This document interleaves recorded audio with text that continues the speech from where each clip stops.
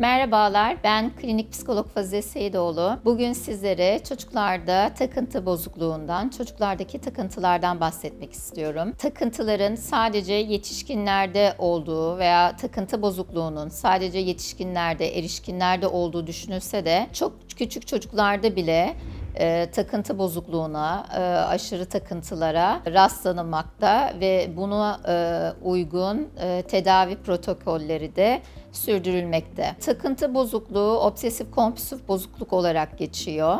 Obsesyon yani saplantı, kişinin isteği ve arzusu dışında gelen, kişiye çok ciddi rahatsızlık veren ve zihninden uzaklaştıramadığı tekrarlayan düşüncelerdir. Bu düşüncelerden kurtulabilmek için de yaptığı davranışları da zorlantı diyoruz. Erken çocukluk döneminde birçok hareketin tekrarı doğal karşılanabilir. İşte çocuklar bir kitabı tekrar okumayı mesela çok severler. Veya işte küpleri tekrar dizerler, oyuncakları tekrar dizerler.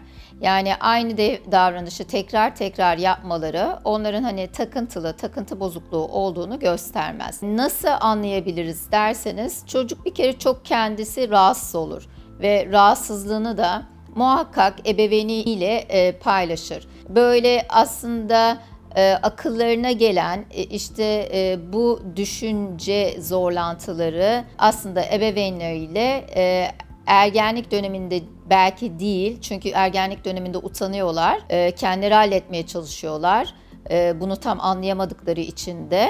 Ama çocukluk döneminde 5 yaşında, 6 yaşında, 7 yaşındaki bir çocuk bu aklına gelen saçma, istem dışı, aslında kendisiyle alakalı olmayan bu düşüncelerin ve asla yapmayacağı bu düşünceleri ebeveynleriyle paylaşıyorlar. Ebeveynleriyle paylaştıkları zaman eğer bu düşünceler bu çocukları çok rahatsız ediyorsa, işte ders çalışamıyorlarsa, uyuyamıyorlarsa veya gün boyunca zaten çok huzursuz oluyorlarsa muhakkak klinik destek almaları gerekiyor. Obsesyonlarda ve kompulsiyonlarda geleneksel olarak bilinen mesela dini obsesyonlar, dini kompulsiyonlar da çok bilinir. Evet, bu çocuklarda da görülebiliyor. Mesela yine benim bir danışanım kazara bir açık sahne görüyor. Ondan sonra ben günahkarım diyerek sürekli tövbe ediyor. Bütün günü ben günahkarım diyor, sonra tövbe ediyor. Tövbe etmekten kendini alamıyor veya saatlerce namaz kılmaya çalışıyor.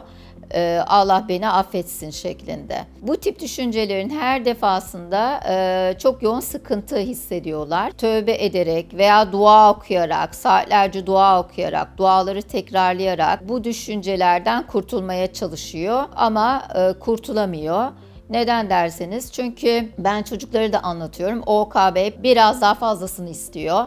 Yani aynı bir şımarık çocuk gibi. Yani hep daha fazlasını istiyor. Diyelim ki elin kirli hissediyorsun. Gidiyorsun elini yıkıyorsun. Temiz olmadı. Tekrar yıkayayım, ki bu geleneksel bilinen bir şey. Temizlik takıntısı veya el yıkama genelde OKB'de. Hep el yıkama bilinir. Ama mesela diyelim ki siz 3 dakika yıkadınız. OKB onu bir süre sonra 5 dakika yapıyor. Bir süre sonra 7 dakika yapıyor. Bir süre sonra 10 dakika oluyor. Sonra bir bakıyoruz çocuk banyodan dışarıya çıkamıyor veya tuvaletten dışarıya çıkamıyor. Yine ergen bir danışanım mesela günde 3 saatini, 4 saatini tuvalette oturarak geçiriyordu. Sebebi de ya tuvaletin bitmediyse şeklindeydi. 4 saat tuvalette gününü geçiriyordu. Çocuk ve ergenlerde saplantı belirtileri neler olabilir? Aslında ben klinikte o kadar çok fazla takıntı gördüm ki, yani örneğin sınava giriyor bir çocuk, bu şeyi doldururken tam olmadı, tam dolduramadım diye silip tekrar dolduruyor ve tabii ki sınavı yapamıyor. Çünkü sürekli o cevap anahtarına yani tam olmadı şeklinde silmesinden dolayı. Veya bir çocuk kitap okuyor mesela, bir paragraf demeyelim, bir cümle okuyor, düzgün okuyamadım diyor, tekrar cümleyi tekrar okuyor gibi. Bunlar tabii akademik hayatı da çok etkiliyor böyle. Veya yazıyor, beğenmiyor, siliyor, tekrar yazıyor, beğenmiyor, siliyor, tekrar yazıyor şeklinde. Bunlar da mesela akademik hayatı, sınavları etkileyen takıntılar oluyor. Şimdi başka neler olabiliyor? Banyoda çok uzun süre kalabiliyorlar. İşte abdest almak, namaz kılmak çok uzun süre olabiliyor. İşte duayı doğru okumadım diyor, tekrar okuyor. Veya abdestim tam olmadı diyor, tekrar abdest alıyor. Ve o abdest alma seansı çok uzun sürebiliyor. Onun dışında bahsettim, Allah, peygamberi sövmek, bu tip obsesyonlar gelebiliyor. Bundan da kurtulabilmek için sürekli dua ediyor, tövbe ediyor. Onun dışında şüphe olan obsesyonlar var. İşte camı kapattım mı?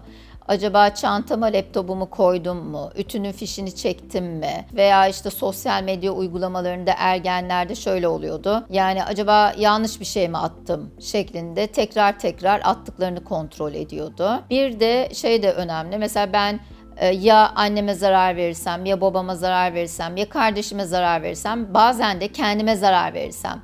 Yani mesela bir danışanım diyordu ki ben ya kendimi camdan aşağı atarsam şeklinde.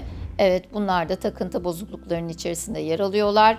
Ve tedavileri de küçüklük döneminde, ergenlik döneminde çok daha rahat, kolay oluyor. Çok rahat uyum sağlıyorlar. Çok yüz güldürücü sonuçlar alıyoruz. Geleceğe dönük de önleyici bir tedavi de oluyor.